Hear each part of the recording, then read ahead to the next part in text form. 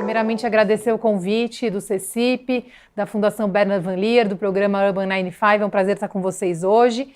E apesar do tema ser criança e natureza, aí vocês vão ver o título da minha apresentação, Espaços Públicos e Mobilidade Urbana para a Primeira Infância. Daqui a pouco vocês vão entender um pouquinho onde é que entra a natureza aí, né? Mas quer dizer, a gente está tentando até trazer um pouquinho da natureza, né? Dessa fruição que a gente tem nos espaços naturais para dentro das cidades onde a maior parte das crianças estão. Antes de eu começar a minha apresentação, só dizer, né, um pouquinho do ITDP, de onde eu faço parte. O ITDP é o Instituto de Políticas de Transporte e Desenvolvimento.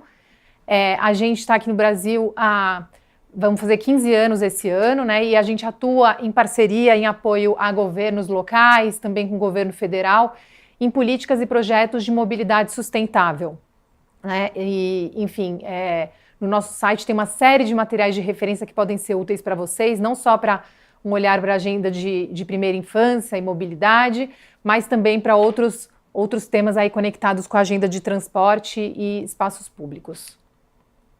E aí falar um pouquinho das questões norteadoras da nossa conversa hoje, né? Espero que seja uma primeira conversa, né? Como eu disse, de repente numa próxima até tá presencialmente.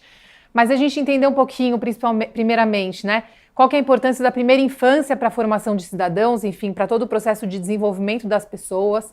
Quando a gente pensa nas cidades e nos espaços públicos, como é que a gente torna esses espaços mais favoráveis para a primeira infância e para os seus cuidadores? Como é que a acessibilidade na mobilidade urbana, ou seja, no transporte, ele se relaciona com o uso dos espaços e os deslocamentos das crianças na primeira infância e dos seus cuidadores? E como é que o planejamento e o desenho urbano nas cidades pode ser mais amigável, podem ser mais saudáveis para as crianças e cuidadores, né? E aí, para a gente iniciar esse papo, vamos então ouvir um pouquinho acho que na ciranda da semana passada, né, isso foi bastante tratado, né, e eu tenho certeza aí que em outras trocas aqui com o programa Urban 95, mas enfim, dizer que a gente está falando aqui de um grupo que compreende a fase de 0 a 6 anos, né, então a gente está falando de bebês e crianças pequenas, e esse período, né, ele é um período fundamental para o desenvolvimento de estruturas e circuitos cerebrais, né, quer dizer, é um período em que a gente está assim, a todo momento aprendendo e desenvolvendo uma série de capacidades que vão ajudar com que a gente se desenvolva uma série de habilidades futuras mais complexas, né? Quando a gente pensa nesse período de formação das crianças, a gente vê que crianças que têm um desenvolvimento integral saudável nesses primeiros anos de vida têm maior facilidade a se adaptar ao longo da vida a diferentes ambientes, de adquirirem novos conhecimentos. Então é fundamental que a gente olhe para esse perfil de pessoas, né, e que a gente pense nas políticas públicas. Aqui a gente está falando de políticas para mobilidade, mas nas mais diversas políticas públicas, com um olhar focado, priorizando essas crianças e bebês de 0 a 6 anos. Passando então um pouquinho mais adiante, né, ainda falando um pouco da importância da primeira infância, né, a gente está falando de um período em que a arquitetura do cérebro se desenvolve com mais força, né, através das interações e das vivências, especialmente com os cuidadores, né, que podem ser mãe, pai, podem ser cuidadores outros, enfim, professores, pessoas da comunidade. E aí uma série de novas conexões e sinapses estão sendo desenvolvidas por segundo nos primeiros anos de vida. É uma fase fundamental para o desenvolvimento do ser humano. E aqui nesse slide vocês conseguem ver, né, o impacto de um espaço, né, de uma vivência adequada e saudável no desenvolvimento do cérebro, né? Aqui nesse slide a gente vê a comparação em duas situações, né? Do lado esquerdo, o desenvolvimento do cérebro em crianças pouco saudáveis e sem o estímulo adequado, e do lado direito em crianças saudáveis e com estímulo adequado. A gente precisa entender que as características do contexto socioeconômico onde essas crianças e bebês estão, então se é um contexto com pobreza, com violência, desemprego, abuso, negligência, enfim, tudo isso vai ter um impacto enorme no desenvolvimento delas, né? Então, se a gente garantir uma boa qualidade das vivências e interações nesse período, a gente entende que isso vai ter um impacto super positivo no desenvolvimento cerebral, no desenvolvimento dessas crianças, enquanto a má qualidade dessas vivências e das interações também tem um impacto, nesse caso negativo. E aí, como é que essas interações saudáveis, elas acontecem na primeira infância, né? Aqui, né, pensando muito na vivência no espaço público nas cidades, muitos dos deslocamentos e das viagens que são feitas por bebês e crianças são feitos acompanhados pelos cuidadores, né? Importante destacar que os cuidadores não são só as mães, né? Essa parentalidade ela é exercida por quem cuida, pode ser a mãe, pode ser o pai, inclui o apoio de outras pessoas no espaço familiar e também no espaço institucional, envolve ações diárias, rotineiras, né? Então que pode ser isso, pode ser o meu deslocamento de casa até a escola, ou da escola até o mercado, junto com o cuidador. E aí, essas interações que acontecem, elas são fundamentais, né, para ensinar a criança, os bebês, a desenvolver e controlar sua linguagem, suas emoções, e a desenvolver uma série de comportamentos que permitem viver em comunidade, né? As crianças, então, elas dependem de um entorno, de um espaço urbano que permita elas desenvolverem e construírem esse vínculo, né? Muitas vezes a gente acha que o desenvolvimento de uma criança, de um bebê, só acontece no espaço formal, né? Então, dentro da escola, ou dentro de casa, se eu estiver sentada na frente do meu filho, ensinando para ele alguma coisa. Mas não, muito do que acontece passa por momentos, né, espontâneos, momentos que acontecem nessa circulação diária. Então, aqui a importância fundamental da gente olhar esse espaço público, dentro das cidades e fora delas, né, para a gente pensar como que são espaços educativos, espaços formativos e que podem fortalecer ou enfraquecer esses vínculos entre cuidadores, crianças e bebês. Então o espaço urbano ele oferece essa possibilidade de construção de conexões diversas, né? Aqui nesse slide a gente vê, pode ser entre a criança e um cuidador, entre a criança e outras crianças, entre mães e cuidadores, enfim, também conexões com o espaço público, né? E com as viagens diárias. Aqui é interessante que quando a gente expõe essas crianças desde pequenas a esses espaços, né? A gente está falando também de um processo de quase formação de futuros cidadãos desde cedo, né? Na medida em que eu frequento a minha cidade, que eu vejo, por exemplo, uma calçada que de repente não está bem cuidada, né? E eu vou perceber, olha, meu irmãozinho está aqui no carrinho de bebê e minha mãe não consegue passar o carrinho de bebê na calçada porque ela está toda esburacada, né? Quer dizer, é algo que eu vou percebendo ali, as necessidades de melhorias e também espaços em que eu posso brincar, né? Subir numa grade, andando, enfim. E aí nesses espaços, né, os bebês e as crianças podem desenvolver empatia, afeto, elas reconhecem outras pessoas, elas reconhecem o desconhecido. Isso também é um processo para que ela possa eventualmente também passar a respeitar a diversidade, né? E também passar a cuidar da cidade dela, quer dizer, conhecer e respeitar a memória da cidade a partir dos espaços que ela frequenta. E aí é algo muito importante, porque acho que no mundo hoje, né, a gente vê como um desafio grande, né? De crianças muito fechadas nos seus ambientes dentro de casa, ou só da escola para casa, né? A criança ela passa a ir além das suas relações imediatas, né? Com a sua mãe, com o seu pai, com o seu professor, com os amiguinhos da classe. Ela amplia suas possibilidades de conexões e aprendizados com outras pessoas e com a cidade, né? Isso é um processo riquíssimo e que está muito além de um processo de educação formal e que passa pela forma como a gente desenha as cidades, né? Aqui eu acho que é importante que a gente pense o seguinte, se por um lado a gente entende, e normalmente se eu falar assim, cidades e crianças, né, eu vou pensar primeiramente nos obstáculos, né? Poxa, ela tem uma série de obstáculos para o desenvolvimento saudável das crianças. A cidade é vista como insegura, é uma cidade que é vista com poucos espaços para lazer, mas a gente sabe também, né, isso que a gente precisa explorar mais, principalmente como poder público, da potência desses espaços, né? As cidades podem ser lugares maravilhosos para as crianças crescerem e desenvolverem as suas habilidades para a vida adulta. E para isso a gente precisa avançar em políticas com foco na melhoria desse desenho urbano, para que ele seja inclusivo para a primeira infância e para que ele possa apoiar esses relacionamentos, esses vínculos positivos entre crianças e cuidadores, crianças e outras pessoas, né? Aí eu pergunto, né, para vocês, né, o município onde vocês atuam já conta com políticas que olham o espaço urbano com foco na primeira infância e nas experiências que os bebês e as crianças vão ter se deslocando pela cidade, vivendo a cidade junto com seus cuidadores? Ou o planejamento de desenho urbano é muito mais pensado somente naquele deslocamento padrão do homem que vai de casa para o trabalho, né, aquele deslocamento pendular de ida e volta, e é isso, né? Quem que a gente está olhando, né? Quem que está sendo o foco do nosso planejamento urbano? Aqui é algo para vocês já irem pensando um pouquinho. E aí vou apresentar aqui alguns dos atributos que são fundamentais para uma boa experiência dos bebês e das crianças nas cidades, né? Começando por, né, conforto, né? A gente precisa de espaços confortáveis e adequados para as crianças e para os seus cuidadores. E aqui é interessante pensar que a gente não está falando só de circulação, de ir para um ponto A até um ponto B, mas a gente está falando também de permanência nos espaços, né? Quer dizer, os deslocamentos com crianças pequenas e bebês, primeiro que muitas vezes o tempo deles não é o mesmo tempo da cidade produtiva, né? Eu preciso chegar o mais rápido possível. Ele é um tempo que vai envolver pausas, a criança vai parar, vai olhar, vai subir num... Enfim, e é interessante poder propiciar esses momentos, né, ao longo desse deslocamento, e claro que isso passa também por como que esse espaço está construído, né? Quer dizer, é um espaço que o cuidador está se sentindo com medo, quer dizer, eu quero passar o mais rápido possível aqui, porque é um espaço pouco iluminado, é um espaço que não tem ninguém, vou pôr meu filho no colo, a sacola de compra aqui, vou passar o mais rápido possível? Ou é um espaço agradável, que tem ali oportunidades para interação, né, com pessoas e com o próprio espaço, ou que eventualmente eu vou parar, vou fazer uma pausa, vou brincar, né? Enfim, a gente vai falar um pouquinho sobre essas possibilidades. E aí aqui, né, quando a gente fala desse espaço confortável e adequado para crianças e cuidadores, a gente está falando, por exemplo, de espaços urbanos que sejam propícios para os modos ativos. O que eu quero dizer com modos ativos? Eu estou falando de mobilidade a pé, caminhada, que é o principal modo de deslocamento das pessoas nas cidades brasileiras.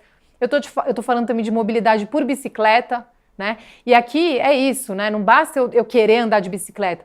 Tem uma ciclovia, uma ciclofaixa adequada, com segurança, segregada dos veículos, com sinalização, tem sombra na calçada, enfim, que vai fazer com que o meu deslocamento seja adequado, enfim. E espaços para caminhada, né, com equipamentos públicos como árvores, sombreamento, banco, se eu quiser fazer uma pausa, ou se uma mãe, por exemplo, quiser parar para amamentar, né, bebedouros, fraldários, espaços para amamentação, iluminação pública, como eu mencionei. Então tem uma série de atributos que precisam ser pensados para que esses espaços sejam confortáveis e adequados. E um ponto importante aqui, né, é que a gente não está falando que a gente quer que as cidades deixem de ser cidades produtivas, mas a gente pode pensar os espaços da cidade como espaços múltiplos, que permitam sim os deslocamentos produtivos. Eu vou sair de manhã, vou de casa para o trabalho, de fato preciso pegar um ônibus, que vai passar por uma faixa de ônibus para eu percorrer a maior distância que eu preciso em menor tempo, mas também que esses espaços possam permitir deslocamentos mais lentos, a permanência, um espaço que seja também um espaço lúdico e para brincar. Quer dizer, as cidades são espaços múltiplos, né? Eles não precisam ter apenas um objetivo ali em mente, né? E aqui é importante pensar também que esses espaços públicos e as ruas, eles têm que ser projetados para minimizar as fontes de estresse para os cuidadores. Né? Quando eu falo de fontes de estresse, eu penso, por exemplo, segurança pública, né? Mas tem outros, né? Se é uma calçada muito estreita, eu vou ficar com medo do meu filho sair correndo para o meio da rua e eventualmente ser atropelado.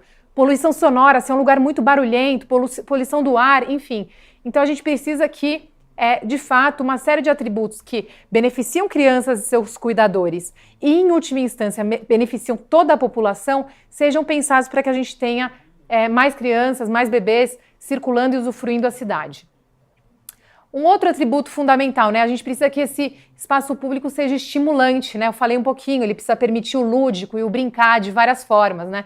Claro que a gente quer ter parques, a gente quer ter praças e playgrounds, mas a gente pode incluir esse lúdico, esse brincar ao longo do caminho, né?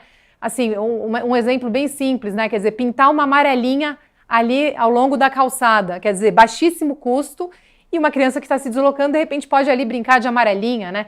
Pegar um ponto de ônibus e pintar esse ponto de ônibus, para a criança estar ali esperando o ônibus com a mãe, com o pai, enfim, com o cuidador, e possa ali ter um momento, uma brincadeira, né? Assim, meus filhos, por exemplo, adoram quando tem uma calçada com preto, branco no chão. Ah, vou só pisar no preto, ou vou só pisar no branco, ou só vou andar nas linhas, né?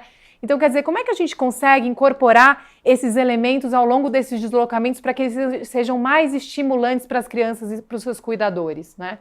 Aqui usa-se muito o conceito de território educador, né? Como que é um espaço que também educa as crianças, estimula as crianças para o desenvolvimento da linguagem, o desenvolvimento sensorial.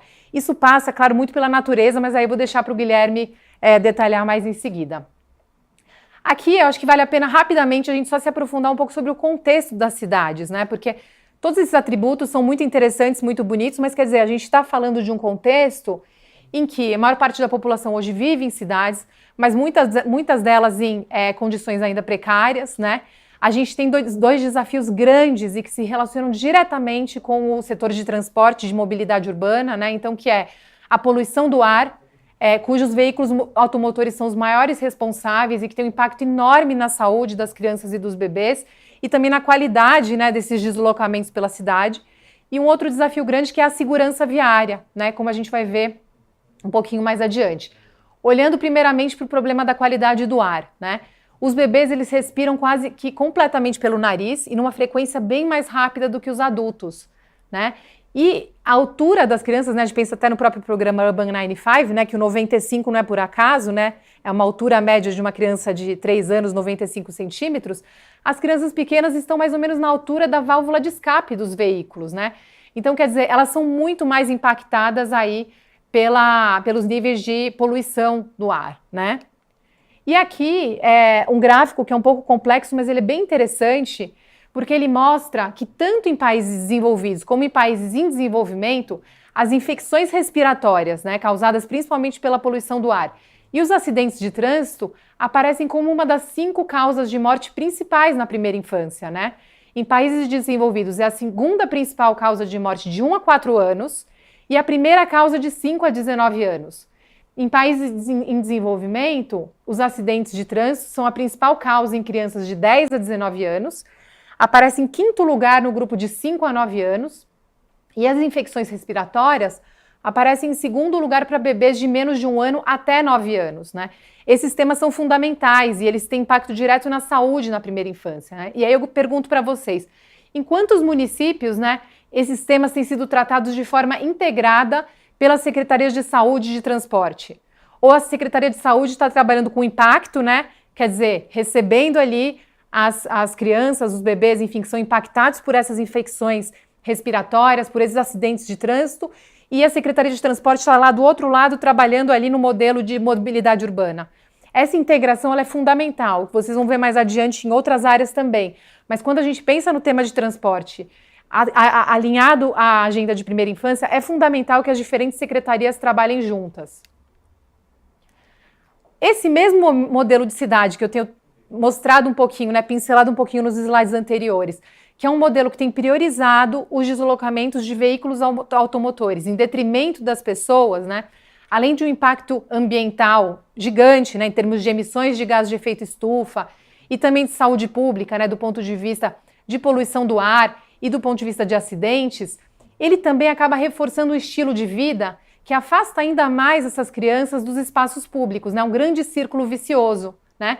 Então, as crianças estão cada vez mais protegidas das outras pessoas, desconhecidas, né? E do espaço público.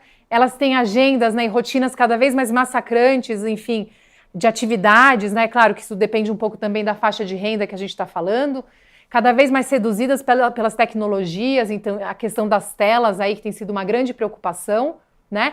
E aí os pais também com muito medo desse espaço público, né? Então, quer dizer, não é mais a situação em que a gente, enfim, brincava ali na rua, os pais estavam em casa trabalhando ou cuidando da casa, né? Esses cuidadores têm que estar sempre presentes, né? E aí, quer dizer, um medo que faz com que, bom, é melhor deixar dentro de casa, né?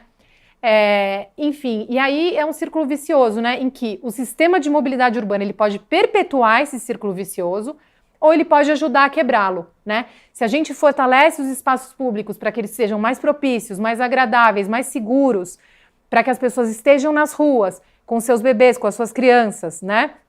Ao invés de ficarem isoladas dentro de casa ou restritas a espaços como a escola, a um parque formal, um playground, enfim, nenhum problema, quer dizer, parques, praças são maravilhosos, mas a gente quer também que a própria cidade seja um espaço brincante, um espaço lúdico como um todo, né? Então, aqui a importância da gente olhar para a agenda de transporte para ajudar a quebrar um pouco desse círculo vicioso. Aqui uma charge muito interessante, né? Que ao mesmo tempo que a gente quer tudo isso, o que a gente tem visto, né, em muitos dos espaços, né? Espaços restritivos, né? Não pode isso, não pode aquilo, né? Então a criança é isso, ela não pode, os pais têm medo de colocá-las fora de casa, né? E a gente então precisa pensar num espaço público que permita que as crianças tenham mais liberdade, tenham autonomia, possam usufruir dos espaços, né? Que os seus cuidadores se sintam à vontade ali e que aí, por consequência, a gente possa estimular que essas crianças estejam mais longe das telas, enfim, menos isoladas e mais em interação, tanto com seus cuidadores como pessoas variadas aí na cidade. E aí eu passo então para algumas medidas que podem ser implementadas pelas cidades para mudar um pouco esse cenário, né? Antes disso, eu só queria dizer que essa não é uma agenda que tem sido levantada pelo ITDP, particularmente, ou só pela Urban 95, pelo CECIP, enfim. mas é algo que está super respaldado por políticas nacionais e internacionais, né? A gente tem a Política Nacional de Mobilidade Urbana, que prioriza os deslocamentos dos pedestres, dos ciclistas. Olhando para a agenda de primeira infância e cidade, né?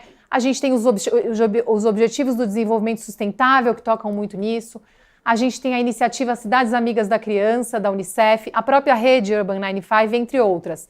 E aqui eu deixei, mas depois vocês podem acessar com calma, essa declaração, que é a Declaração dos Direitos das Crianças a Ruas Seguras e Saudáveis, que foi redigida pela Child Health Initiative, e que são 6 princípios que tratam da questão da mobilidade da primeira infância, e que retomam o foco para as pessoas, né?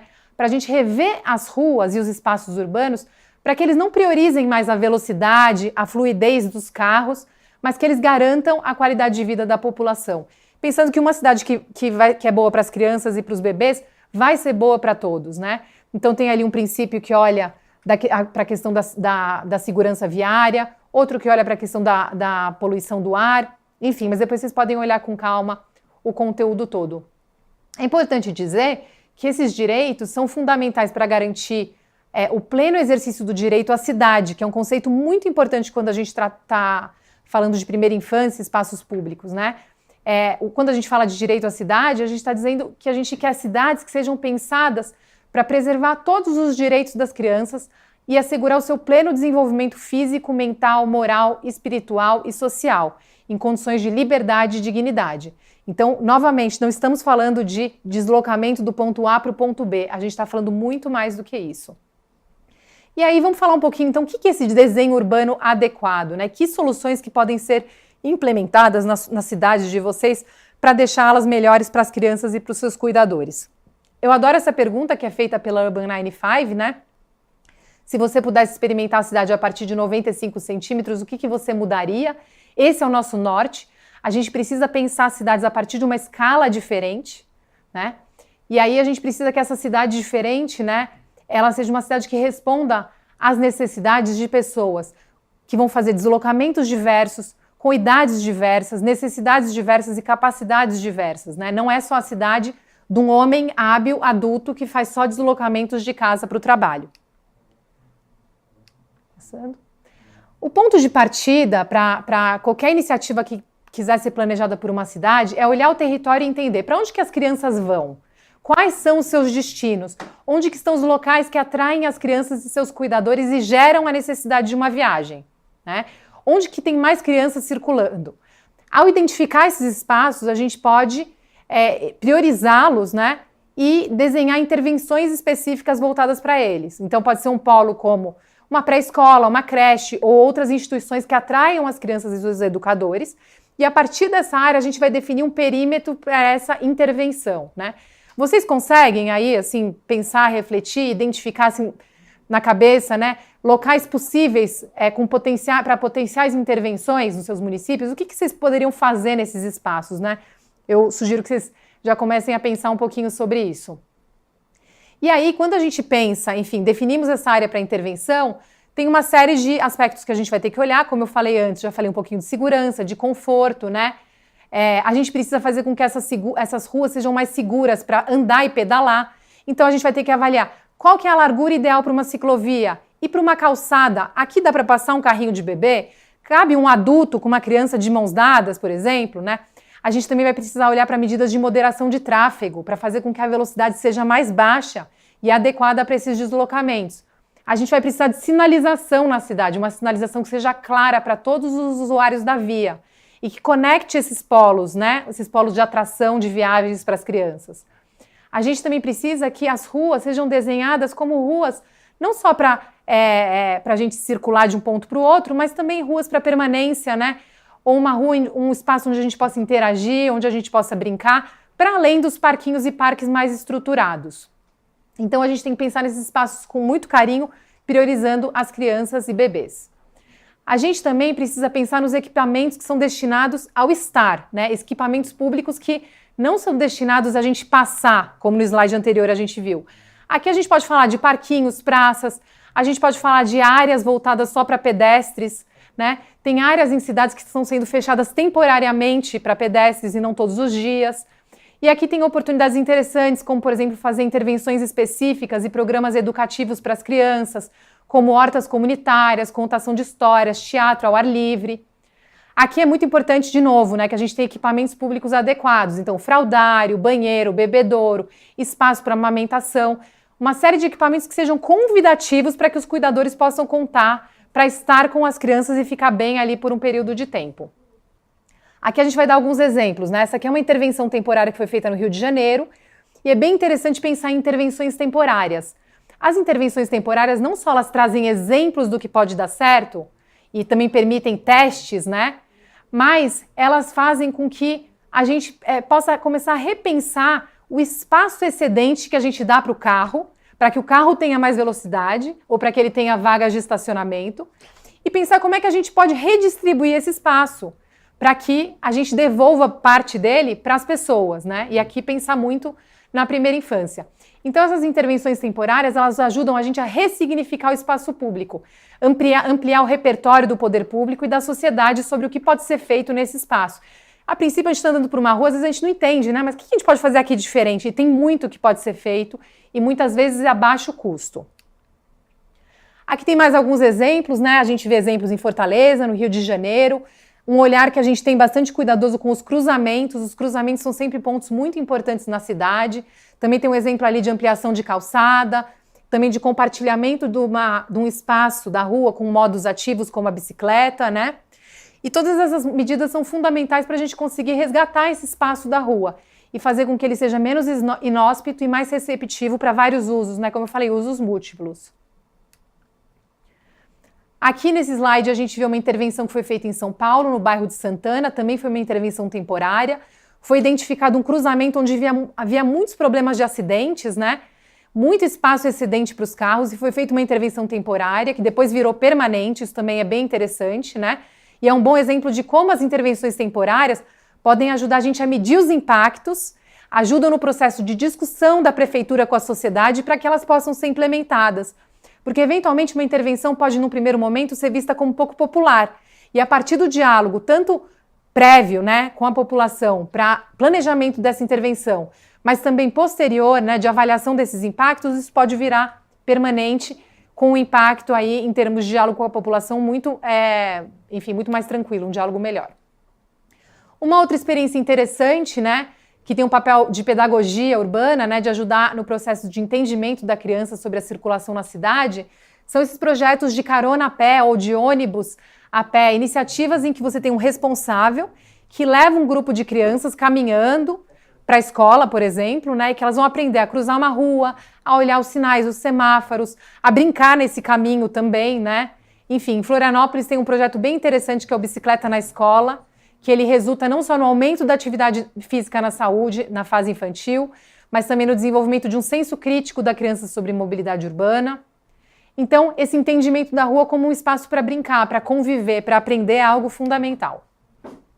Aqui uma outra intervenção temporária em São Paulo, mas num outro lugar, em José Bonifácio. Era uma área no entorno da escola, que é um espaço também muito interessante para desenvolver intervenções, e foi desenvolvido para repensar como fazer com que esse espaço no entorno da escola, né, como que as rotas escolares para as crianças acessarem a escola fossem mais interessantes e mais seguros, né? Aqui eu reforço novamente a importância das diferentes secretarias trabalharem juntas. E pergunto para vocês, na Secretaria de Educação e de Transporte no seu município, já dialogou sobre medidas para tornar os espaços no entorno das escolas mais seguros e mais atrativos para as crianças? Então, de novo, a importância da gente trabalhar esse tema de forma integrada dentro das cidades. Aqui, avançando com mais alguns exemplos, né, a gente tem várias cidades latino-americanas também avançando em intervenções voltadas para a mobilidade e primeira infância. Bogotá, Cidade do México, cidades em que as ruas em determinados dias também são abertas para os pedestres. Em Manaus também existe um programa de abertura de ruas para pedestres e transformação dessas ruas em áreas de brincar. Tá? São exemplos vários e no final da apresentação eu vou deixar uma série de referências para vocês acessarem depois. Aqui mais um exemplo, né, de como os trajetos, como as rotas podem se tornar espaços lúdicos, espaços que propiciem trocas também. Pensar também como que espaços públicos tradicionais já existentes podem ser convertidos em espaços públicos mais apropriados à primeira infância. E aqui nesse exemplo, né, às vezes é só a pintura do espaço já faz uma grande diferença, né, em repensar isso para as crianças. Falei também dos exemplos dos playgrounds, né, que obviamente não devem ser descartados, mas não vamos só pensar em confinar as crianças para dentro de espaços, vamos pensar aí em espaços que vão além deles, né? E aqui, estou caminhando já para a finalização da minha apresentação, mas só reforçar esse exemplo que é interessante. Aqui a Kabum, que é uma organização norte-americana, que ela vem trabalhando com uma série de intervenções em cidades, repensando espaço, pontos de ônibus, fachadas de prédios, com intervenções que instigam as crianças, né? Esse exemplo do ponto de ônibus, ele é bem interessante, né? Como é que a gente converte um espaço tradicional, muito presente em várias cidades, para que ele seja voltado para as crianças e para os bebês que estão ali com seus cuidadores, né? A gente também tem iniciativas mais tradicionais em várias cidades, enfim. Aqui, né, fontes de água, que são sempre bons exemplos, né, que incentivam a exploração, a brincadeira das crianças. E é importante também pensar em como esses espaços podem ser ativados, né, criar programas de ativação constante para contação de história, teatro, jogos e outras atividades que propiciem à criança oportunidades para interagir, vivenciar com outras pessoas, com o espaço, né? E aí pergunto para vocês de novo, né? Secretaria de Cultura, de Lazer do seu município já está dialogando também com quem lida com esses espaços públicos, com a mobilidade, né? Mais um exemplo aí da importância dessa integração. E aqui, né, o Guilherme vai falar mais adiante também de novo da parte aí mais focada na natureza, enfim, mas pensar também como é que a gente converte esses espaços públicos, né? Construção de hortas, de espaços para brincar, enfim. Estou caminhando aqui. Natureza, enfim, o Guilherme vai detalhar mais adiante, né? Como é que a gente faz para fortalecer e trazer essa natureza para dentro da cidade.